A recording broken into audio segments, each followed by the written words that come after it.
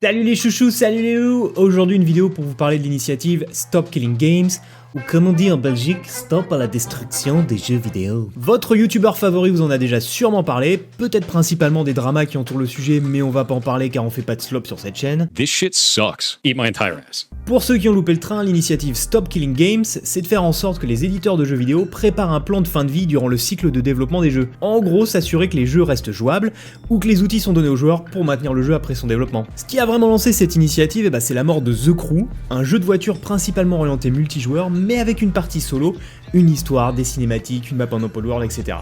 Ubisoft a débranché les serveurs l'année dernière, ce qui a fait que si tu as acheté le jeu, et bien même la partie solo est injouable car le jeu requiert une connexion au serveur d'Ubisoft. Ça a enflammé pas mal de joueurs qui ont décidé de se regrouper afin d'utiliser les outils législatifs pour protéger les joueurs. C'est une initiative mondiale et en Europe, les joueurs se sont organisés autour d'une initiative citoyenne européenne. Comment ça fonctionne ? Il faut obtenir 1 million de signatures avec un certain quota par pays pour pouvoir discuter avec la Commission européenne d'un projet de loi potentiel qui serait soumis à un vote du Parlement européen. Le million de signatures, on l'a obtenu, check, mais si vous l'avez pas encore signé, il vous reste jusqu'au 31 juillet 2025 pour le faire. Chaque extra signature compte car ça montre l'intérêt des citoyens sur le sujet. Au passage, tous les liens sont dans la description si vous voulez soutenir l'initiative. On a 1 million de signatures donc c'est bon ?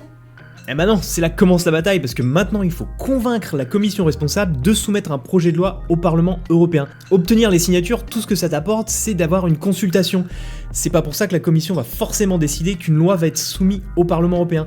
Et là on entre dans House of Cards parce que maintenant il faut se battre contre les lobbies du jeu vidéo. Oui, ils existent, ils ont même un bureau à Bruxelles, pas loin du Parlement. Donc la commission européenne responsable de notre dossier, c'est la Commission européenne à la démocratie, à la justice, à l'état de droit et à la protection des consommateurs. Ça fait un portfolio quand même vachement chargé. S'il y a une personne vraiment à convaincre, c'est Michael McGrath, ancien ministre irlandais des Finances. C'est lui qui s'occupe de cette commission et c'est lui qui peut aider à pousser un projet de loi. Attends, what the fuck, c'est quoi cette façon dont il marche ? Attends. Vas-y Michael, on fait ta petite vidéo d'introduction pour l'UE. Fais un genre de marché comme si t'étais bien constipé, que c'était bien naturel, pas comme un robot du tout. C'est quoi cette vidéo ? On est dans une situation plutôt pas mal parce que j'ai suivi le sommet 2025 des consommateurs européens. Oui, ça existe. Donc il a participé à un panel de discussion et c'est assez intéressant parce que c'est pas un vieux boomer. Il est quand même vachement au courant de ce qui se passe. Il a même mentionné les lootbox et comme quoi c'était pas bien et tout ça. Donc ça, je pense qu'on a nos chances. Donc si tu veux participer au-delà de la signature, l'étape suivante, c'est bien de convaincre la commission qu'il nous faut une loi. Donc pour ça, tu peux leur envoyer un petit mail à l'adresse ici, que tu trouveras aussi dans la description, et tu leur expliques en quoi cette initiative te tient à cœur, à quoi en tant que consommateur, tu trouves que c'est pas normal d'acheter un jeu à 60€ et de plus pouvoir y jouer parce que l'éditeur a décidé de débrancher les serveurs, à dire qu'il y avait une partie solo et que tu peux même pas y jouer, par exemple. Donc t'as aussi ces deux personnes, Egeline Braun et Lucie Roussel, qui sont tous les deux au sein de la commission, responsables de la protection des consommateurs. Tu peux aussi leur envoyer un petit mail gentil pour leur expliquer en quoi cette initiative te tient à cœur. Maintenant, admettons que la Commission européenne écoute les organisateurs plutôt que les lobbies et décide de pousser un projet de loi. La prochaine étape, c'est convaincre les membres du Parlement européen de se rallier à ta cause. On a de la chance parce que... Ștefănuță Nicolae. Stefanuța Nicolae. Ștefănuță Nicolae. Ouais, un des vice-présidents de l'Union européenne a signé la pétition et il est en faveur. Il fait partie du même groupe européen que Europe Écologie Les Verts. Ouais, j'ai vu pas mal d'articles qui font ça. Ouais, le vice-président de l'UE, il a soutenu la cause et tout. Ouais, bon, il est 11e dans la liste. Parce que ouais, il y a 14 vice-présidents en fait. Il est 11e. C'est déjà pas mal.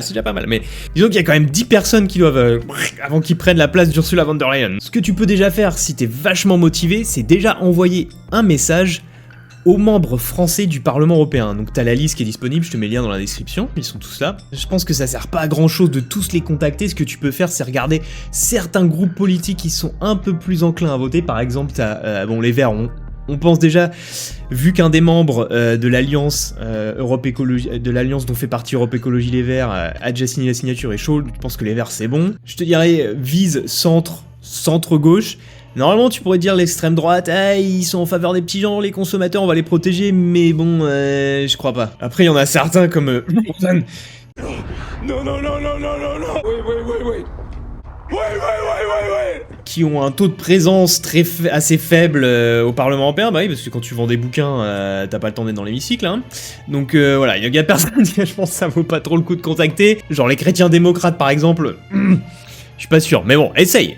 Ça coûte rien. Pareil, tu utilises le lien dans la description, tu cliques sur la petite photo, et pof, email. Pareil, tu leur envoies ton petit message, tu leur expliques en quoi ça te tient à cœur, et en tant que consommateur, tu veux te protéger, et que c'est pas normal que tu te fasses enfler de 60 balles parce que quelqu'un a décidé de débrancher une prise. Donc voilà les points importants à discuter, parce que beaucoup de gros youtubeurs ne parlent pas, ils font juste le buzz, ils regardent une vidéo, et puis ils répètent les mêmes points, et puis basta, c'est fini. Ce qui est important à faire, c'est ce que je vous ai dit, c'est contacter les membres de la Commission Européenne et éventuellement les membres du Parlement Européen qui seront amenés à voter une loi si la Commission Européenne décide qu'il y a raison d'avoir une loi. Surtout, n'hésitez pas à partager l'email de la Commission Européenne avec vos potes qui jouent aux jeux vidéo, vos groupes sur Discord et tout ça. Faites en sorte que les gens envoient du soutien à cette initiative. C'est tout pour moi, je vous retrouve peut-être plus tard. Si cette vidéo marche bien, je ferai un follow-up. Sinon, bah,